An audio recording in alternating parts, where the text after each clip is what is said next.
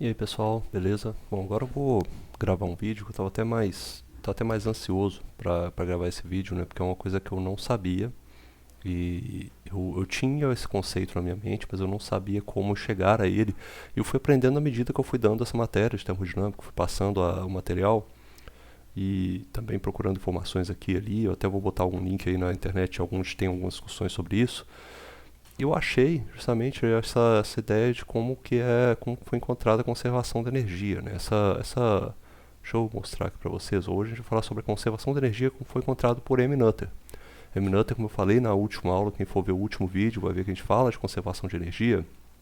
E M. Noether é uma matemática que, como eu digo, independente de gênero, seja homem, seja mulher, seja qualquer identidade, ela é um das maiores matemáticos que já existiram em todos os tempos. Ela é fantástica, essas descobertas são fantásticas, implicações em diversas áreas aí, da matemática, da física, engenharia, entre outras. Tá?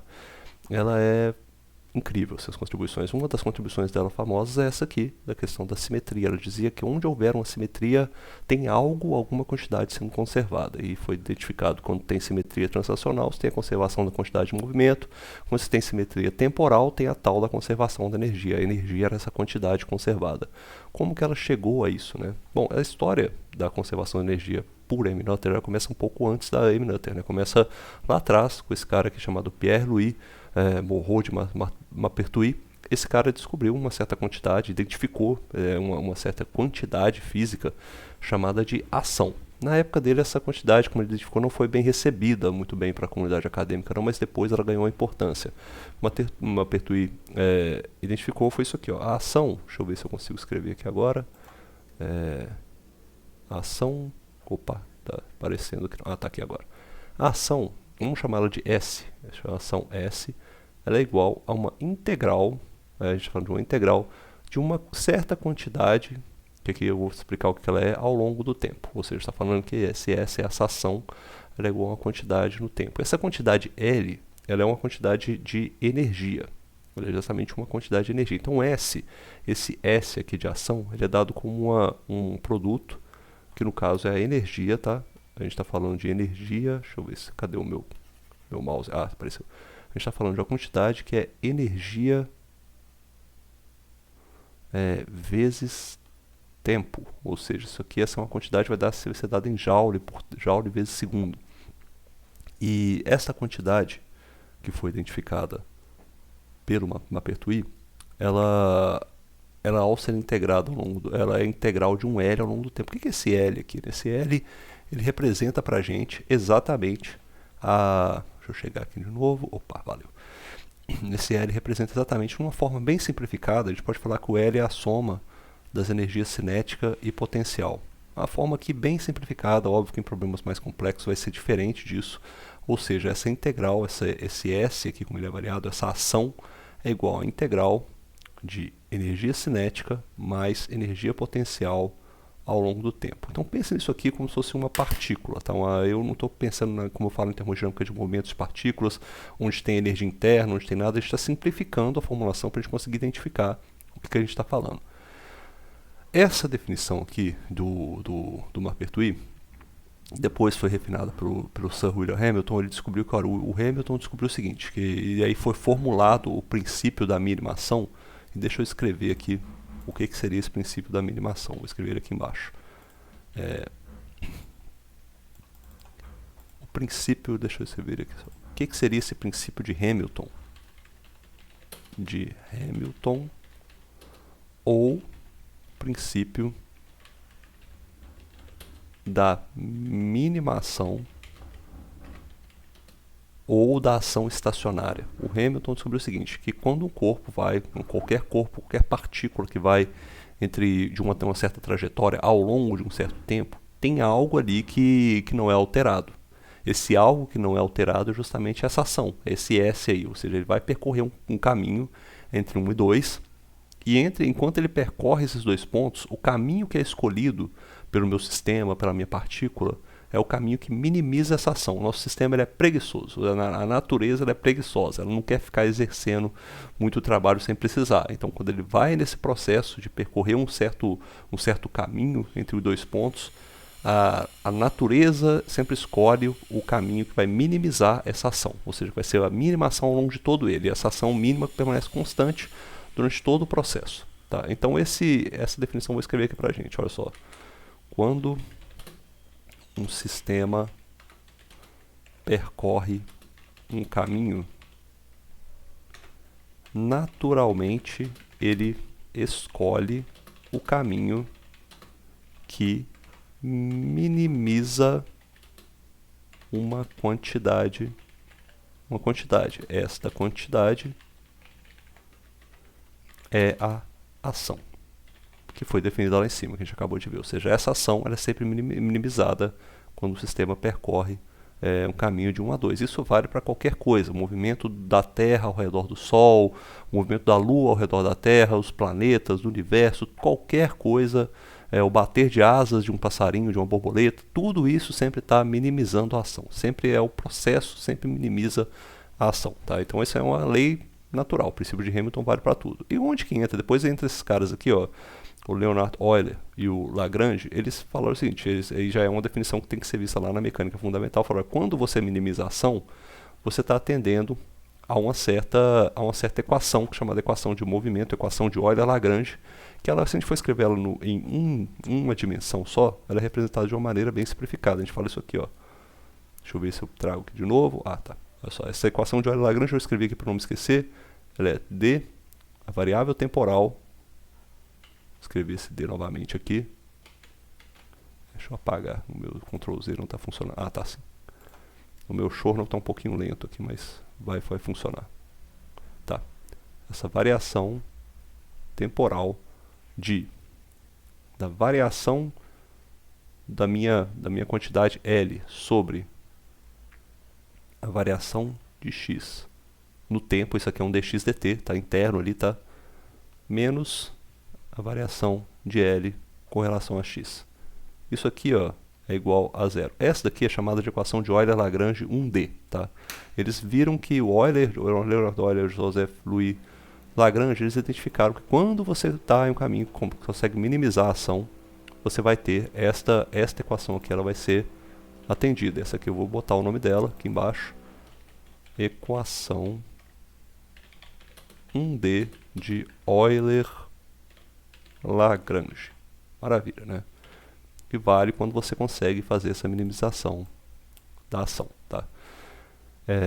Bom, e qual que é a ideia da M-Nutter? A M-Nutter foi o seguinte, se você tiver em um sistema que está em um espaço perfeito, tá? Um espaço, não estão considerando nenhum espaço do universo, um espaço que não tem nenhum tipo de contato com mais nada, uma partículazinha, pensa numa partícula que está se movendo no espaço, você acelerou ela até uma certa velocidade e deixou ela aí, agora está com aquela velocidade de energia cinética e tem uma certa energia potencial nela, ela está ali, então tem esse termo L, está definido para ela, e ela está lá se deslocando. Você faz esse experimento agora, faz esse experimento daqui a 10 dias, faz ele de novo, e, segundo a M-Nutter, né, tem uma simetria temporal, e tem uma simetria temporal, ela quis ver o que ia acontecer. Ela foi identificar isso daí. Bom, então vamos falar aqui que você faz esse experimento hoje. Aí entra a parte da M-Nutter aqui, ó. Se eu fiz esse experimento hoje, em um certo dia, um tempo t, eu vou fazer esse experimento depois, quando eu tiver um t mais um epsilon, ou seja, eu vou ter um t mais uma certa variação. E da mesma forma, o meu L, né, essa equação da minha quantidade de movimento, ela vai ter uma certa variação também, que teoricamente não seria mais a mesma, seria o meu L mais esse epsilon que passou, né, mais o tanto que o meu sistema mudou ali nesse tempo que foi passado, dl sobre dt. Tá? Isso daqui, ó, é a ideia da M-Nutter de simetria temporal. Tá? Isso daqui inclui, deixa eu marcar com o fio aqui em cima, isso daqui, ó, é a ideia da M-Nutter de simetria temporal. Se houver uma simetria temporal, o meu sistema não vai mudar, as minhas soluções não vão mudar. Então ela identificava isso daí nessa proposta dela. Vou até botar isso aqui, ó, vou escrever aqui embaixo. Isso daqui, ó, atende à ideia da simetria temporal. Atende à simetria temporal. Porque em tese, se eu estou fazendo um experimento hoje, faço experimento daqui a 10 anos, 10 dias, eu vou ter uma variação temporal, essa variação temporal implica que o meu sistema vai ter uma certa mudança, mas eu quero ver quantificar quanto que é essa mudança. Mas a gente pode olhar para esse DLDT, né? A gente consegue talvez definir ele de alguma forma. Como é que seria esse DLDT? Esse L, a gente pode avaliar ele da seguinte maneira, né? O L é dependente de duas coisas. Deixa eu pegar aqui. Tá, o L ele depende, né, de duas variáveis. E aqui eu tenho até uma questão que eu vou levantar já de bate-pronto, porque ela vai aparecer, ela é importante. Ela é essa daqui, ó. Olha só, esse dx/dt, a gente sabe que é o que? É o d de dx sobre dt. Eu sei que a variação tem um espaço unidimensional, então isso aqui é o dx/dt, ele é igual ao dv, né, a velocidade. Estou chamando isso aqui de velocidade, tá? Então vamos incorporar isso aí na nossa análise. Tendo isso daí em mente, eu posso falar que o meu L, essa derivada temporal, essa derivada do meu L no tempo, ela é uma derivada que é composta, o L é composto de várias variáveis, né, então ele tem que ser espaçado nas suas componentes, é igual a dl sobre dx, dx sobre dt, mais, aí agora o outro termo, que é o dl sobre dv, dv sobre dt. Tá certo? Então isso daqui corresponde à variação do L, dessa quantidade L, no tempo. E eu sei, obviamente, né, eu já tenho essa definição aqui, que o dl sobre dx, como ele vem lá da equação de Euler-Lagrange, eu sei que dl sobre dx é igual a d sobre dt de L. Aí eu vou usar essa informação, né, desse dl, né, essa variação de L aqui, ó. Variação de L sobre, já coloco o meu dv aqui embaixo, tá beleza? Já tem o meu dvzinho ali embaixo. Isso aqui vem lá da equação de Euler-Lagrange, que eu estou falando aqui em cima, que está exatamente definido. Ó, você vê que o meu dl dx, ele é igual ao ddt, a derivação temporal de dl sobre dx ponto, que é exatamente dv. Então aqui tá tudo garantido, tá? Não tem nada estranho aqui não. Vou abrir mais uma folha. E agora a gente vai continuar. Olha só, se eu tenho essa definição, eu posso reescrever a minha equação ali em cima da seguinte maneira. Eu vou reescrever ela assim, ó, d sobre dt, ela é igual, dl sobre dt, ele é igual a d sobre dt, dl dv, vezes dx dt, mais dl sobre dv vezes dv sobre dt. Bom, vamos recapitular até onde que a gente veio com isso aqui, tá? E eu vou exemplificar isso aqui agora para vocês, vou demonstrar com calma. A gente começou lá dessa definição essa definição do princípio de Hamilton. A gente estava com essa definição da ação em si, né? Essa ação, ela é ela representa uma integral temporal desse L, e agora eu me lembrei, eu até olhei nas minhas notas aqui, eu me lembrei o que é esse L. Esse L é chamado de Lagrangiano. Deixa eu botar aqui, ó. Esse L, ele recebe o nome, né, de Lagrangiano. Tive que olhar as minhas notas para lembrar, tá? Eu não lembrava o que era isso, mas foi definido pelo Hamilton depois, esse L como Lagrangiano. E essa integral desse Lagrangiano ao longo do tempo, ele é igual a energia vezes o tempo. Esse Lagrangiano, na forma mais simplificada possível, é a soma da energia cinética e energia potencial. Quando eu integro, então, essa energia cinética e potencial ao longo do tempo, eu tenho a verificação, então eu tenho a definição do que é essa minha ação. O princípio de Hamilton, o princípio da minimação, o princípio da ação estacionária, ele garante que quando o sistema percorre um caminho, ele sempre vai estar nesse caminho que minimiza essa quantidade chamada ação. Agora, tem essa questão, né? O que é uma coisa é ligada à outra. Quando está garantida essa minimação, o Euler e o Lagrange definiram que esta equação de movimento ela é atendida. Essa equação de movimento garante que eu tenho então uma variação, essas variações do Lagrangiano com relação à velocidade, variação do Lagrangiano com relação à posição, tudo isso aí dá no final um igual a zero, equilibrado. Ou seja, essa condição de equilíbrio, onde que ela surge na verdade? Eles estão tentando achar da mesma forma como a gente acha quando tem uma função lá, a gente está fazendo cálculo 1 e vê que tem uma função, você quer achar o ponto máximo e mínimo de alguma coisa. Como é que você acha isso? Você pega a função, a derivada, onde ela é igual a zero. Então, a partir da ideia de que eu tenho algum ponto aqui vai encontrar onde eu tenho um ds igual a zero, é justamente de onde sai essa equação. Eu estou praticamente derivando essa equação, achando os pontos de máximo e mínimo, onde vai ter uma constante na minha na minha ação. Então, a partir disso, Euler e Lagrange acharam essa equação chamada de equação de movimento de Euler e Lagrange.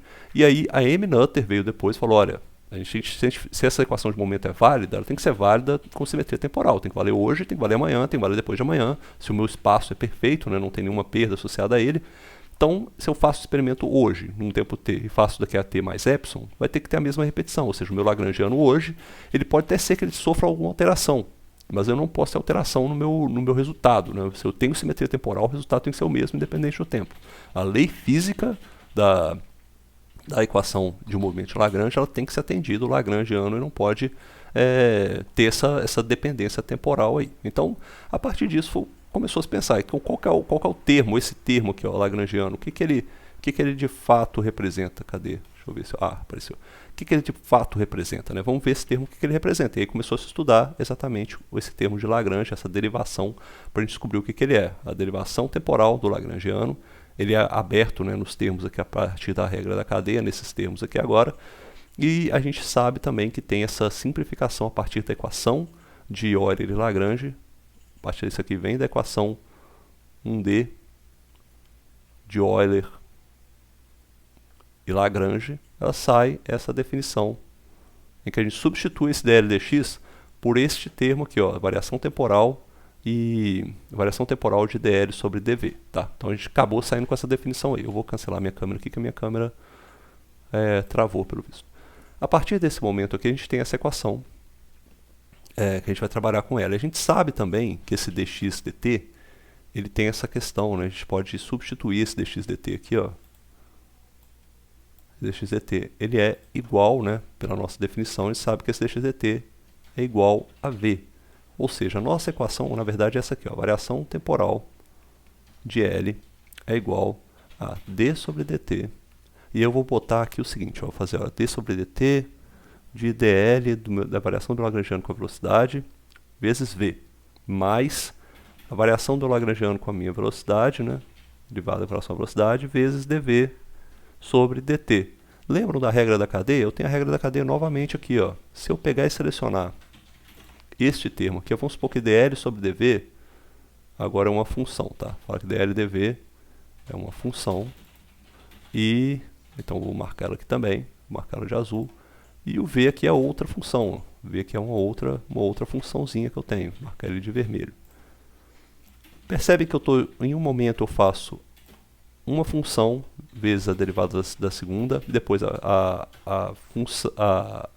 derivada da primeira função vezes a segunda. Ou seja, eu tenho uma regra da cadeia aqui, né? Eu posso reescrever esse problema da seguinte maneira, ó. Vou falar que dl sobre dt é igual a d sobre dt de...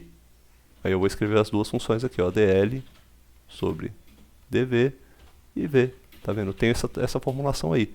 Eu tendo essa formulação, eu posso juntar, já que tenho dois dt's, né, eu posso juntar isso aqui e falar, olha, eu vou passar esse termo aqui para o outro lado. Vai virar o quê? D sobre dt de variação do lagrangiano com relação à velocidade, vezes a velocidade, menos o L. E agora eu sei que isso aqui é igual a zero. Bom, agora o que é nessa forma mais simples? Se lembrando, né, que o L na forma mais simples é o quê? É a energia cinética mais a energia potencial. Eu sei que a energia cinética é igual a massa, metade, né, da massa vezes a velocidade ao quadrado. Vamos substituir isso então. Eu sei que se eu fizer a derivada de L então com relação a dv, o que eu vou obter? Eu vou obter exatamente mv, certo? Então vou substituir isso aqui, ó, substituir essas informações aqui dentro. Vou falar que o meu d sobre dt é aí eu vou ter mv, né, vezes v, porque tem esse v aqui em cima. Então vou ter esse v aqui em cima já, vou colocar mv ao quadrado, menos o L. E o L é o quê? O L é a minha energia cinética, que é meio de mv ao quadrado, menos a energia potencial, certo? Estou fazendo aqui mais parênteses que devia, mas está certo. E aí no final, se eu simplificar novamente essa fórmula aqui, o que eu vou obter? Eu vou obter o seguinte, ó. Opa, cadê? Aí. Vou obter com o meu d, vou obter com o meu d dt, d sobre dt, a variação temporal disso aqui, ó, vai ficar, a somatória ali vai dar o quê? Meio de mv ao quadrado, mais, porque tem menos com menos na energia potencial, é igual a zero. Só que o que é meio de mv ao quadrado mesmo? Meio de mv ao quadrado na energia cinética? ddt Então eu faço a variação temporal da minha energia cinética mais a energia potencial é igual a zero. E eu sei que o que? A minha energia total ela é igual à energia cinética mais energia potencial. Para o caso mais simples, uma partículazinha isolada, onde eu não tenho nenhum tipo de energia interna, nada ali associado. Eu estou simplificando aqui justamente para chegar nessa solução, onde eu vou falar que o meu D sobre dt da energia total é igual a zero. Ou seja, a simetria temporal de M-Nutter implica que a minha energia total ela é conservada. A minha energia total não varia no tempo. A partir do uso dessa simetria total, eu consigo identificar essa simetria temporal, eu consigo identificar que a quantidade se conserva. Implica nisso. Pelo fato de eu ter essa simetria temporal, eu estou implicando que eu não vou ter variação no Lagrangiano no tempo, e não tem variação no Lagrangiano no tempo, eu também não tenho. Esse termo aqui vai ser sempre constante, né? Ou seja, vou pegar aqui a definição só para escrever no finalzinho. Ó, eu achei isso daqui, ó. A simetria temporal de M-Nutter implica que a energia total é conservada. E isso daqui realmente é real. Realmente se você tivesse um espaço perfeito, vamos supor que você tem um espaço que não tem nenhum tipo de comunicação deixa eu ver se eu até consigo voltar aqui a minha câmera. Não voltou, infelizmente morreu mesmo. Se eu tivesse um espaço perfeito, por exemplo, onde eu não tivesse nada nesse espaço, eu desloco uma partícula, eu acelero essa partícula chega a um ponto onde ela vai ter uma certa velocidade de energia cinética, teoricamente essa energia cinética dela nunca vai se perder. Não é a realidade para o nosso universo. Para o universo a gente tem perdas realmente. O nosso universo não é um universo perfeito. Se você olhar no universo, ou seja, eu vou até colocar isso aqui, ó, em um universo, em um espaço perfeito, a energia total se conserva. Isso é verdade mesmo. Mas não é o caso para o nosso universo. Porque a energia do nosso universo ela não se conserva. A energia do nosso universo ela vai se perdendo com o tempo. Por quê? Porque você tem perdas associadas. O nosso universo não é um universo perfeito, né? O espaço não é um espaço exatamente vazio. Você tem interações com outras partículas, você tem interações com corpos celestes, né? Tem coisas ali no meio. Então o nosso universo não é um espaço perfeito. Então o nosso universo tem no universo, ao longo de bilhares de anos, vou falar bilhões de anos, né? Bilhões de anos, a energia está decaindo. Ou seja, a gente não tem conservação de energia para o universo. É coisa mais de físico, tá? Mas ao longo de um tempo curto, como o nosso tempo de vida, alguns anos, algumas décadas, a energia é conservada. Na prática, a energia se conserva. Para a gente fazer um projeto de engenharia, para a gente fazer um projeto de termodinâmica, para o tempo de vida daquele objeto, a energia é considerada como conservada. Um tempo curto, né, com um tempo curto fala assim, milhares de anos, que ainda é menor do que os bilhões de anos, a energia se conserva. Pode ser praticamente, ela se conserva, está praticamente conservada. A não ser que um dia a gente queira projetar galáxias, né, projetar planetas, né, querer projetar coisas que vão muito além do que está sendo projetado hoje. Não, se a gente se um dia a humanidade não se destruir, não se autodestruir com essas guerras, com esses malucos aí no poder, chegar um dia que a humanidade vai evoluir ao ponto de começar a pensar em explorar o universo, né? Vão ter que viajar pelo universo, por exemplo, aí vai ser uma outra realidade, né? Aí os projetos de engenharia vão considerar tempos tão longos que aí realmente essa consideração da conservação de energia não vai mais poder ser assumida. Aí vai ser uma outra engenharia, não vai ser mais a gente que vai estar aqui entendendo. Mas na nossa vida prática, a gente pode considerar sim que a energia total se conserva, sabe, para os projetos que nós fazemos. Eu até gosto muito de falar isso, que é uma visão meio que eu aprendi vendo os vídeos do Carl Sagan, né? Carl Sagan falava essas reuniões que tinham pessoas pensando já nos tempos atuais, comitês pensando na exploração espacial do ser humano, viajando em máquinas próximas à velocidade da luz, e aí, enfim, tem um monte de coisas legais aí, depois eu recomendo uns vídeos para vocês verem, mas essa é a ideia, sabe? A Eminenter descobriu isso. Se você tiver um espaço que é perfeito, sem perdas, a energia vai se conservar. O nosso universo não é o caso. O nosso universo tem perdas de energia. Então, a gente tem sim energia sendo perdida na realidade. Mas, assim, enfim, isso aí é parte da análise mais para quem estuda física, astrofísica, essas coisas deve ser mais interessante. Para quem é engenharia, simplesmente basta saber que para nossas aplicações atuais, energia é uma quantidade que se conserva, beleza? E essa prova foi feita pela fantástica matemática Eminenter. Muito obrigado, valeu.